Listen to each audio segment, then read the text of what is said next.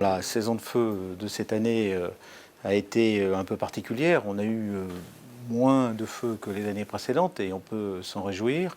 On est très réactif, on anticipe et on fait en sorte que la bonne conjugaison entre l'air et le sol empêche le feu de prendre une dimension qui le rend immaîtrisable.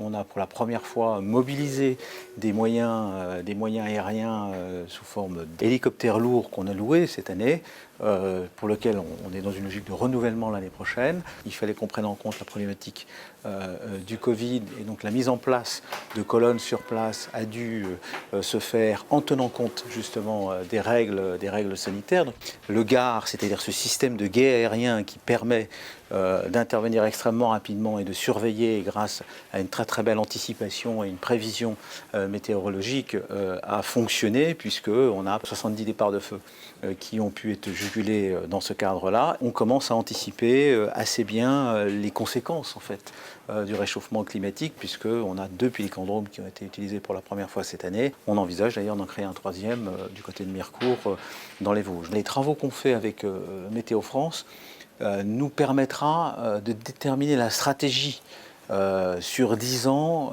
et donc l'évolution ensuite en termes de réponse qu'on peut mettre en place avec la déclinaison en termes de matériel.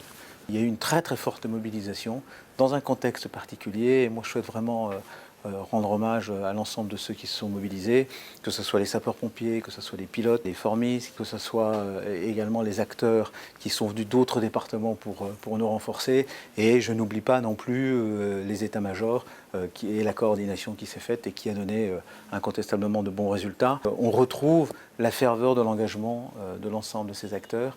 Et cette ferveur, au fond, c'est la dynamique de l'efficacité qu'on a retrouvée sur le terrain et qui fait qu'au bout du compte, la protection de la population est assurée en dépit de la persistance et de l'augmentation des risques que constituent les feux de forêt.